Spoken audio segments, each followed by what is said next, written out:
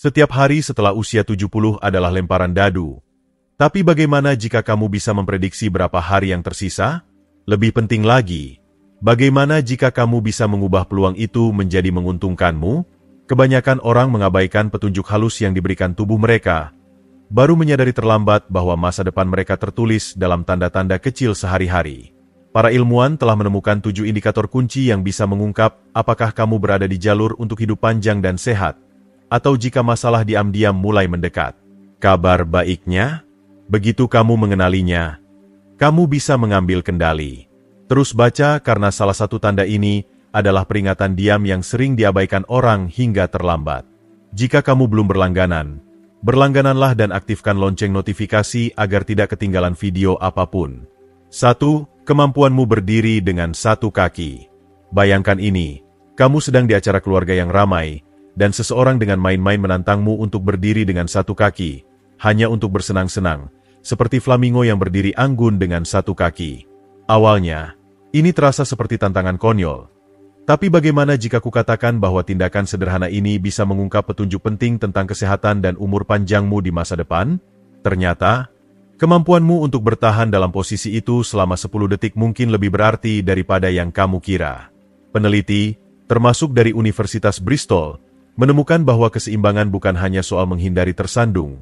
Ini adalah indikator kuat dari kesehatan secara keseluruhan. Orang yang kesulitan menjaga keseimbangan, goyah, atau jatuh terlalu cepat, seringkali berisiko lebih tinggi mengalami jatuh dan cedera serius. Tapi itu belum semua.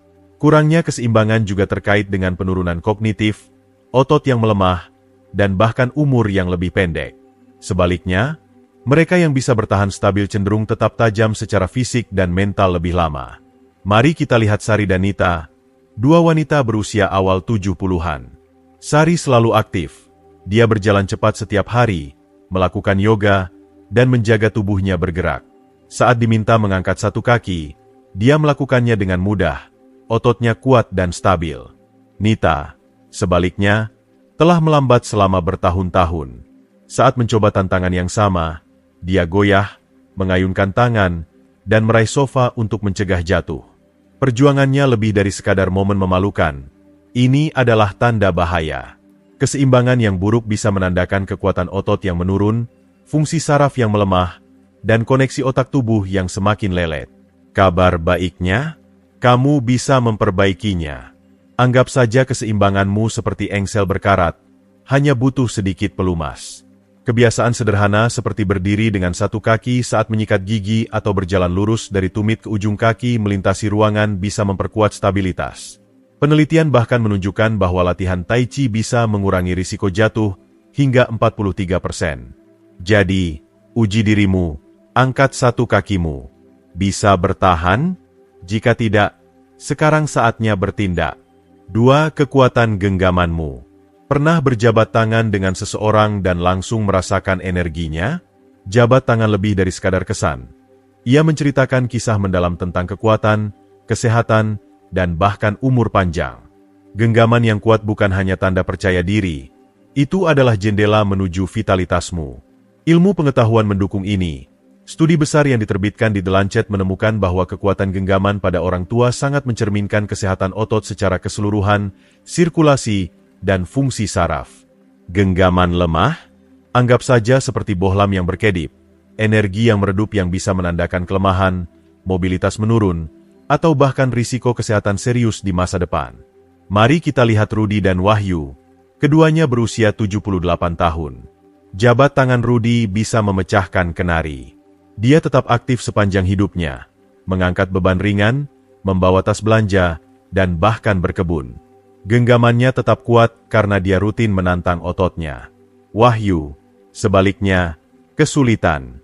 Dia merasa stoples sulit dibuka, tas belanja terlepas dari tangannya, dan bahkan mengancingkan kemeja butuh usaha ekstra. Dia menganggapnya sebagai penuaan biasa, tapi kenyataannya lebih mengkhawatirkan. Genggaman yang memudar bukan sekadar ketidaknyamanan kecil. Itu tanda masa otot yang menyusut dan fungsi saraf yang melemah. Dan konsekuensinya nyata. Penelitian menunjukkan bahwa setiap penurunan 5 kg pada kekuatan genggaman meningkatkan risiko kematian sebesar 16%. Tanganmu lebih dari sekadar alat. Mereka adalah pembawa pesan diam tentang kesehatan tubuhmu secara keseluruhan. Jika genggamanmu melemah, itu mungkin peringatan bahwa tubuhmu juga sedang melemah. Tapi kabar baiknya, kamu bisa melawan. Latihan sederhana bisa membangun kembali kekuatan. Remas bola tenis saat menonton TV, gunakan alat penguat tangan, atau bawa beban kecil untuk melatih genggamanmu. Bahkan kebiasaan kecil, seperti memutar handuk erat atau memeras kain lap, bisa membuat perbedaan seiring waktu. Jadi, ini tes cepat. Pegang pergelangan tanganmu, angkat dumbbell, atau jabat tangan seseorang. Apakah genggamanmu masih sekuat dulu?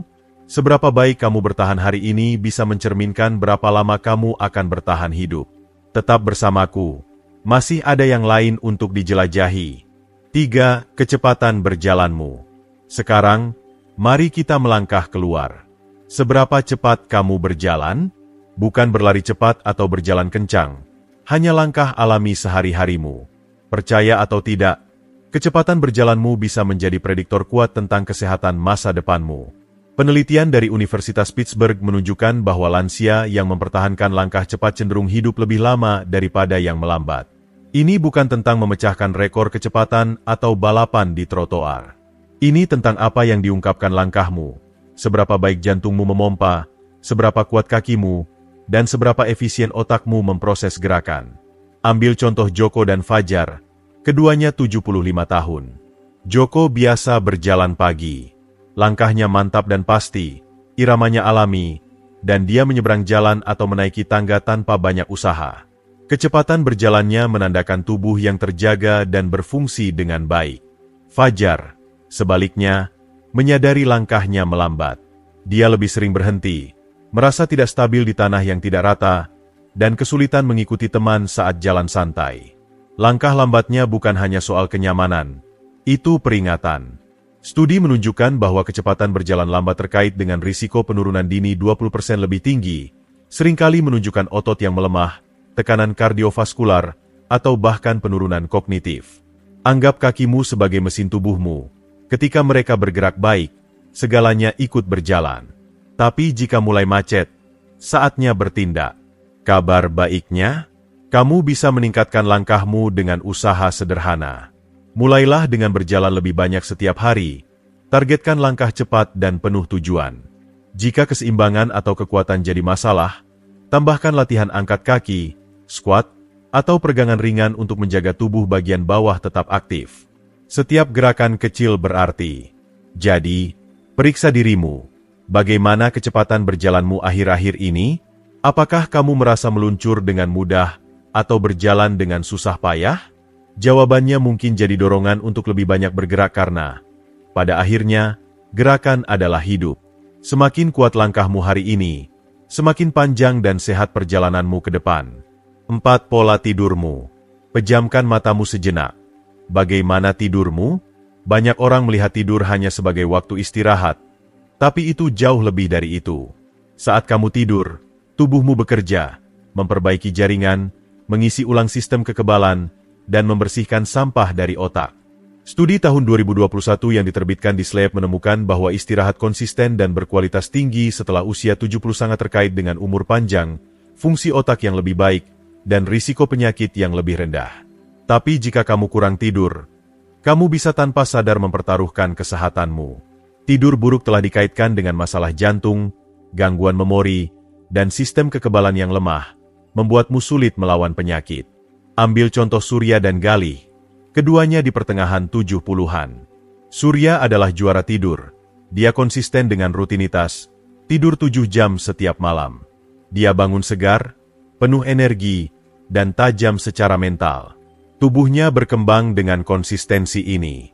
Galih, sebaliknya, berjuang setiap malam. Dia gelisah, terbangun berkali-kali, dan menatap langit-langit berjam-jam. Pagi hari, dia merasa lelet, lesu, dan mudah tersinggung. Seiring waktu, tidur buruknya berdampak, tekanan darahnya naik, memorinya kabur, dan tubuhnya terus mendambakan istirahat. Penelitian menunjukkan bahwa kurang tidur kronis pada lansia bisa meningkatkan risiko kematian hingga 15%. Tidur adalah penyembuh diam, tapi hanya jika kamu membiarkannya bekerja. Jika kamu bangun lelah, sulit tidur, atau tidur di jam yang aneh, tubuhmu mengirim pesan. Kabar baiknya, perubahan kecil bisa sangat membantu. Kurangi waktu layar sebelum tidur. Nikmati sinar matahari pagi untuk mengatur jam tubuhmu, dan hindari makan berat atau kafein di malam hari.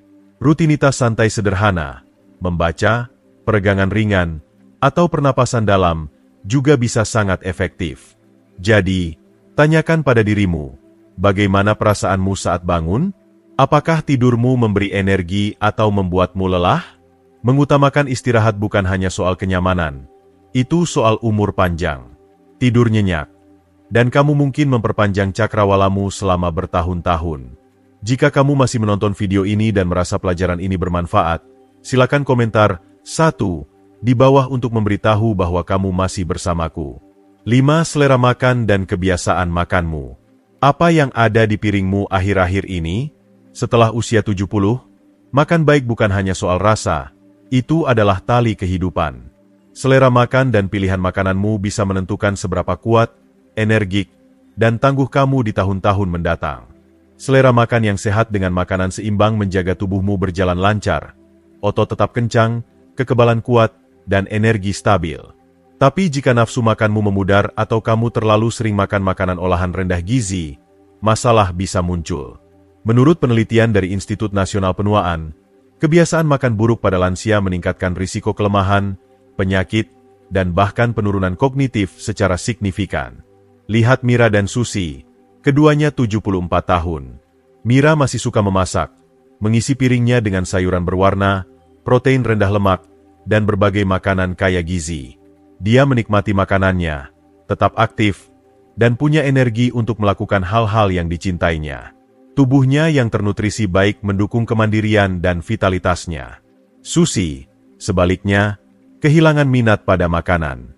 Dia sering melewatkan sarapan, menyantap sedikit saat makan, dan mengandalkan camilan olahan untuk bertahan seharian.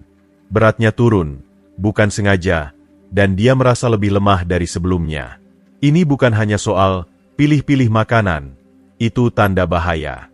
Studi menunjukkan bahwa malnutrisi bisa menggandakan risiko kelemahan pada lansia, membuat aktivitas harian lebih sulit dan meningkatkan kemungkinan jatuh serta sakit. Makanan adalah bentengmu melawan penuaan. Jika makanan tak lagi menggugah, kamu kenyang terlalu cepat, atau sering melewatkannya, saatnya bertindak. Usahakan sadar memasukkan makanan kaya protein, lemak sehat, dan serat ke dalam pola makanmu. Tetap terhidrasi, coba rasa baru, dan jika perlu, cari bantuan dari ahli gizi atau dokter. Tanyakan pada dirimu, apakah kamu benar-benar memberi nutrisi pada tubuhmu, atau selera makanmu hilang tanpa disadari? Setiap suapan berarti. Makanan yang kamu konsumsi hari ini adalah fondasi kekuatan dan kesejahteraanmu besok. Jadikan itu berarti. 6. Kemampuanmu mengelola stres. Hidup penuh kejutan. Bagaimana kamu menghadapinya?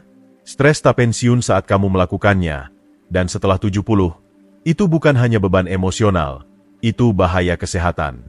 Stres kronis bisa melemahkan sistem kekebalanmu, meningkatkan risiko penyakit jantung, dan bahkan mempercepat penuaan di tingkat seluler. Studi Harvard menemukan bahwa stres berkelanjutan bisa meningkatkan risiko penyakit serius hingga 30%. Tapi mereka yang belajar mengelolanya, mereka menari hingga usia 80-an dengan energi dan ketahanan. Ambil contoh Joni dan Rizal, keduanya 76 tahun. Mereka menghadapi kekhawatiran harian yang sama, keuangan, kesehatan, urusan keluarga, tapi menanganinya sangat berbeda. Joni telah menguasai seni melepaskan. Dia tarik napas dalam, tetap terhubung sosial, dan tak memikirkan hal-hal yang tak bisa dikontrolnya. Saat stres datang, dia menyadarinya lalu melanjutkan hidup. Rizal, sebaliknya, memegang erat setiap kekhawatiran. Masalah uang berputar di pikirannya. Gangguan kecil mengesalkannya terus-menerus, dan ketegangannya tak pernah benar-benar hilang. Seiring waktu, Joni berkembang sementara stres Rizal berdampak. Tekanan darahnya naik, tidurnya terganggu, dan vitalitasnya memudar. Anggap stres seperti simpul kusut. Dibiarkan, ia semakin kencang. Tapi jika kamu mengurainya, perlahan dan pasti, ia akan longgar. Ilmu menunjukkan bahwa kebiasaan sederhana menghilangkan stres, seperti jalan harian, tertawa, meditasi, dan napas dalam bisa sangat membantu. Bahkan tindakan kecil, seperti mendengar musik atau menghabiskan waktu di alam, membantu tubuhmu reset. Tanyakan pada dirimu, saat tantangan muncul, apakah kamu membiarkannya lepas atau melekat padamu? Belajar mengelola stres bukan hanya soal merasa lebih baik saat ini, itu soal melindungi kesehatan jangka panjangmu.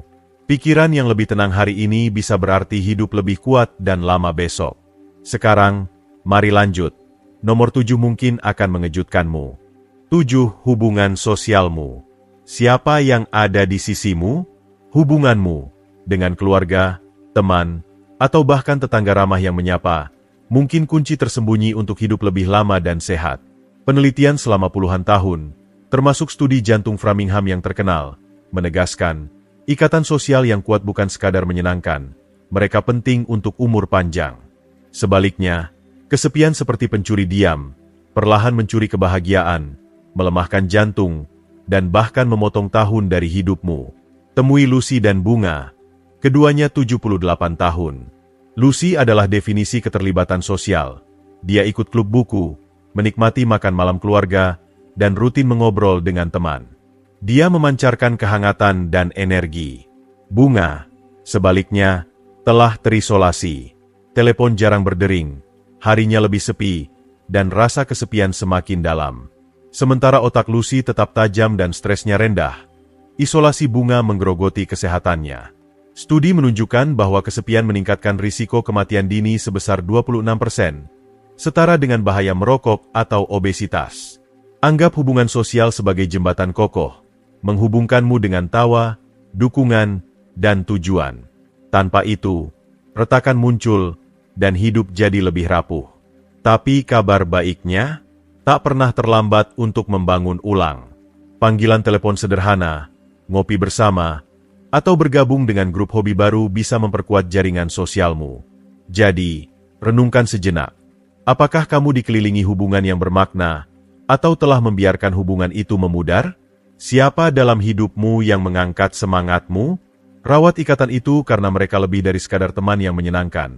Mereka adalah tali penyelamat untuk masa depan yang lebih lama, sehat, dan memuaskan. Tetap bersamaku, yang berikutnya mungkin sama menariknya. Jadi, apa yang kamu pelajari dari ini?